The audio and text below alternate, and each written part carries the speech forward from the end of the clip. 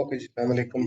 अब हम लोग जो नेक्स्ट नेक्स्ट टॉपिक शुरू करना है वो है हमारा नंपाई का सेकंड डे हमारा मौजूद है, पर हम लोगों ने शुरू करना है। तो अब इसमें हम लोगों ने आज जो देखना है वो नंपाई की प्रॉपर्टीज और उसकी मैनिपुलेशंस वगैरह किस तरीके से मैनिपुलेट कर सकते हैं।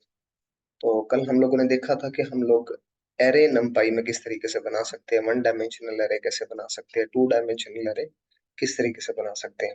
ठीक है, आज जो हमारा टॉपिक है वो टॉपिक है हमारा कि हम एरेज के डिफरेंट मैनिपुलेशंस हैं, लाइक हम लोगों को रीशेप इसको किस तरीके से हैं। हमारे पास जो मैट्रिक्स की फॉर्म में रोज एंड कॉलम्स में डाटा मौजूद है, उस पर जो मैट्रिक्स है वो कैसे अप्लाई कर सकते हैं। तो ये देखिए कि ये टू डायमेंशनल एरे है, इसका हम लोगों को शेप अगर देखें तो कितने कॉलम है, एक दो तीन, और टोटल रोज कितनी है, एक रोज और ये दो रोज, यानी कि two rows and three columns हमारे पास मौजूद है, इसलिए टू रोज और थ्री कॉलम हमारे पास आ गए।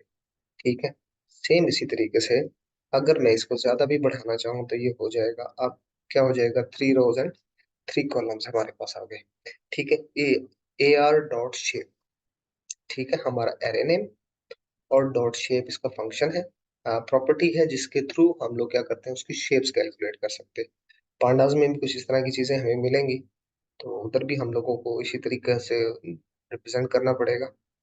अच्छा, अब यहाँ देखिए कि टोटल कॉलम्स कितने मौजूद है, three rows and three columns मौजूद है। मैं इसको अगेन से वापस ना ये कर देता हूँ, ताकि हमारे पास टू रोज थ्री कॉलम्स हो जाए, ताकि हम जो कन्वर्जन करना चाहे तो वो आसानी से देख सकते हैं। अब दूसरी काम है हमारे पास रीशेपिंग।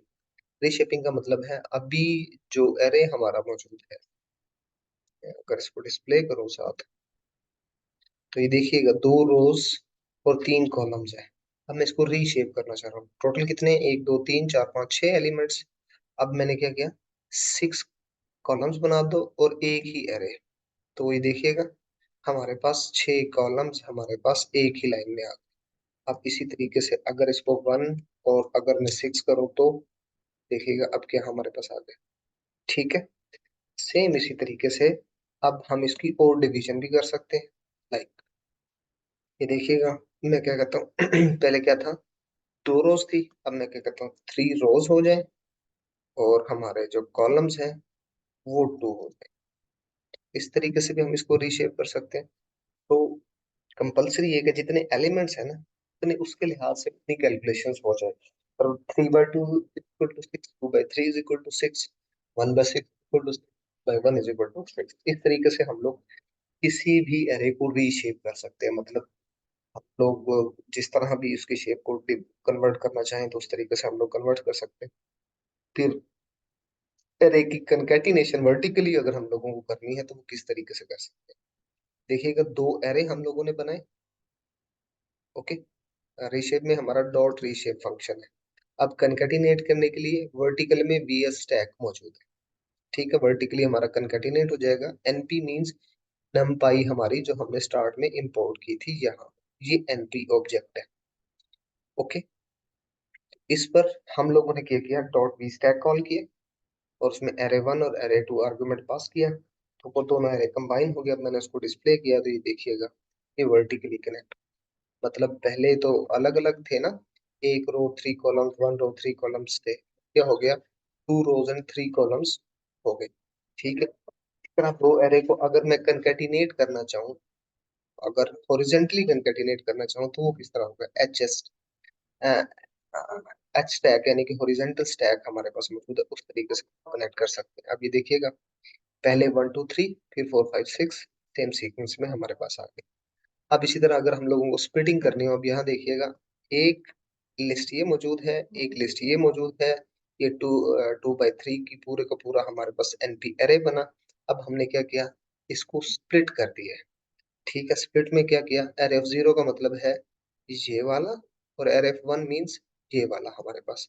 तो उसके लिए हमारे पास क्या होगा, एनपी डॉट स्प्लिट एरे, कितने में स्प्लिट करना है, दो हिस्सों में, और वो हम लोगों ने उसको स्प्लिट कर दी। ये दो हिस्सों में अलग अलग से हमारे पास स्प्लिट होकर डिस्प्ले हो रहा है।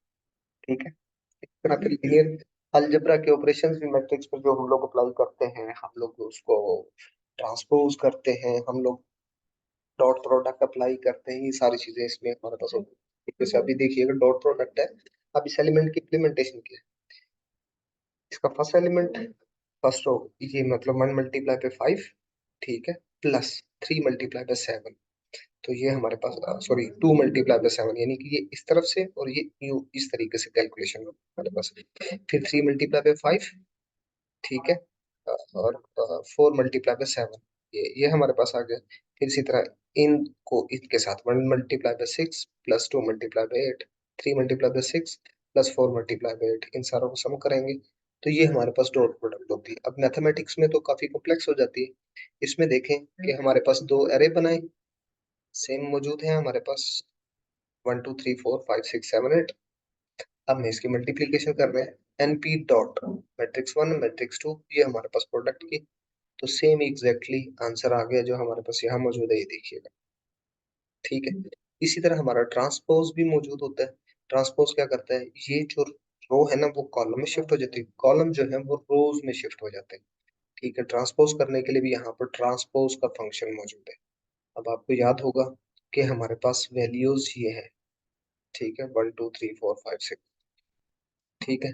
यहाँ पर अब ये देखिएगा, पहला हमारे पास जो मौजूद है ना, ये वाला, ठीक है, इसको मैं साथ पहले डिस्प्ले भी कर देता हूँ ताकि आप लोगों को नजर आए यहाँ पर क्या कर देते हैं।